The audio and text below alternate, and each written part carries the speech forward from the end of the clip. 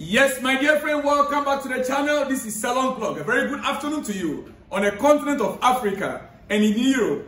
Yes, a very good afternoon to you guys all out there. It is in the evening here in Southeast Asia. Dear friends, in America, it should be your morning. Wherever you are on the globe, you are highly welcome to Saturday afternoon edition. I'm glad, I'm excited to be back because so much has taken place on the international front.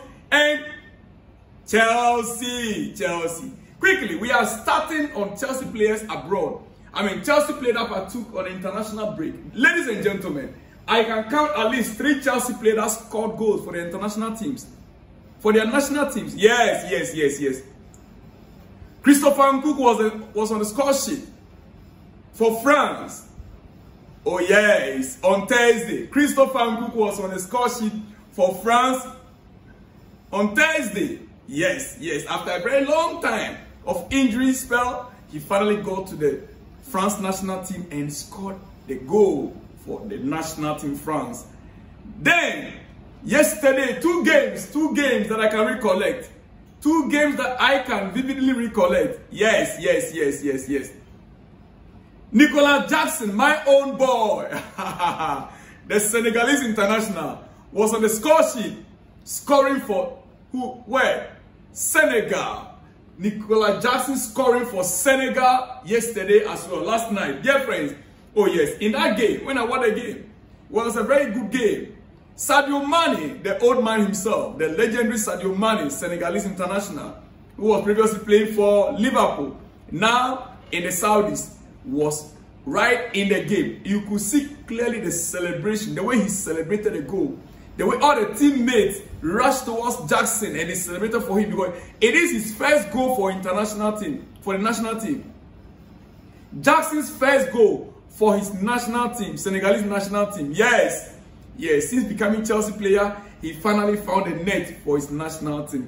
Then we move back to Europe where my other guy, Mudryk, was on the score sheet, registered the only goal for Ukraine. Mudryk registered the only goal for Ukraine. My goodness, if you watch that game, I watched it and I love it and I enjoyed it. Mudryk was on the pitch, every part of the field. The left wing, the middle of the park, attack. Mudryk was everywhere, dominated the game. You could hear the commentator, Mudryk, until the goal arrived. And hey, for me, Mudryk's cross from the left flank is one of the best in the Premier League you can find right now. The cross that he even gave whilst playing the game is like, for me personally, Mudryk on the touch, on the line, running with speed, with all his strength and crossing ball into the penalty area for any team in Chelsea. And yesterday he did similar thing again for the national team. His left foot and the cross and the power in the cross. Oh my goodness. This guy, Chelsea must keep him. No wonder our head coach made it very clear. He want to make sure that Mudryk will come good. He said Mudryk is Mudryk. Mudryk is Mudryk. And I don't want to believe that Chelsea is going to sell him. I'll be very, sorry for myself if Chelsea should sell this guy. We will regret it because this guy will come good. Well, that is on the international front. And quickly, before I end the international news on our national teams, oh yeah, Super Eagles yesterday overcame Libya. 1 goal to 0, 1 goal to 0. Super Eagles equally won their game last night against Libya. All right, dear friends. Okay, let's get to some other important issues as well. Ben Jacobs report on some important issues coming up from the Premier League. I made mention of one of these issues I want to talk about right now in my previous episode. But then, it's just one. Okay. Before I go to that, I want to talk about the Premier League new proposals. But quickly, Ben Jacobs report that the FA, England FA or the English FA are yet to formally approach any candidate to replace Gareth Southgate as the England national team head coach. The FA, English FA, are yet to formally approach any candidate to replace Gareth Southgate as the England national head coach, men's football head coach. But you see, there are names that have been peddling around. And as of today, there were news that one particular coach is already in negotiations with the FA. But quickly, you see, Lee Carsley, who is currently the one in charge, caretaker coach in charge of the team, is not ruled out. It's not ruled out. He could possibly be appointed as the substantive national team head coach for England. Eddie Howe would prove a costly hire for them, according to Ben Jacobs. Eddie Howe would prove a costly hire. Eddie Howe is a Newcastle coach. He is a Newcastle coach, and that could prove costly because they'll have to settle Newcastle. Oh yes. Thomas Tuchel will welcome an interview, and he is the one right now that we are being told. Thomas Tuchel is the one that is the front line right now that we are being told, which I have a little late news on him. Then we also have Pep Guardiola and Graham Potter. Pep still have a contract with Man City this year. Maybe they would like to buy him out from Man City. I'm not too sure if Pep would like to leave Man City while the season is still ongoing. But Pep Guardiola and Graham Potter are all under consideration. They are all under consideration. Now, let me conclude on it before I go to some other news. Yes, Thomas Tuchel, breaking. Thomas Tuchel is in negotiations to become the new England manager. Thomas Tuchel is in negotiations. Now, all the names that I mentioned, none of them have been said to be in negotiation or negotiating right now, except Thomas Tuchel. We are yet to get a full confirmation of this news. Oh yes, Thomas Tuchel to national team. Well, we wait to see. National team management is not like club management, you know. It's two different ball games. National teams is 2-3 months that you get your players. But, you know, club football is daily activity. Every day you are under pressure. Every blessed day, club football, every day you are under pressure. Because there are some weeks you play 2 games. Sometimes the space of 2 weeks, you are playing 3-4 games. 4 games in 2 weeks. So, with the club football, you are always constantly under pressure. But with national team, you can relax 2 months' time. You can be scouting your players, going to various games. But then, the problem is, after the 2 months, you put your team together. You go to play the game, international game, with the national team, and you fail to win like Lee Carsley did against Greece. That is where you begin to feel the pressure of the nation. It's not easy, dear friend. The pressure that comes from the nation is bigger than the pressure that comes from the club. Because the nation is like football to every nation right now. It's like the heartbeat. It unites political parties. It unites enemies. It unites even families. Even husband and wife can be fighting, but football can bring them. All right, ladies and gentlemen, Thomas Tuchel is in negotiation to become new English or England manager. All right, now back to Chelsea. And we are heading to the weekend. By tomorrow Sunday, Monday, Tuesday, the international games will be over. Our players will be heading back to their various teams. What about the injury front? Well, ladies and gentlemen, the only recognized injured player in Chelsea right now is Reece James. And the news coming up, breaking news, Reece James returns to full team training this weekend or next week. Let's just say from Monday, full team training from next week ahead of the Liverpool game. Ladies and gentlemen, that is the news coming up. But the reality of the matter is that Reece James and Chelsea, I believe, even if he should return by Monday, Tuesday, Chelsea coaches will have to be very careful. I believe they'll be very careful. Will Reece James be rushed into games to start against Liverpool? Now that we know, we are aware. Marco Cucurella and Wesley Fofana, Mudryk and Wesley Fofana will be absent against Liverpool for 5 yellow cards they've received. Are we going to be rushing Reece James into the Liverpool game, or are we going to take our time for 2 weeks for him to train properly and get fit?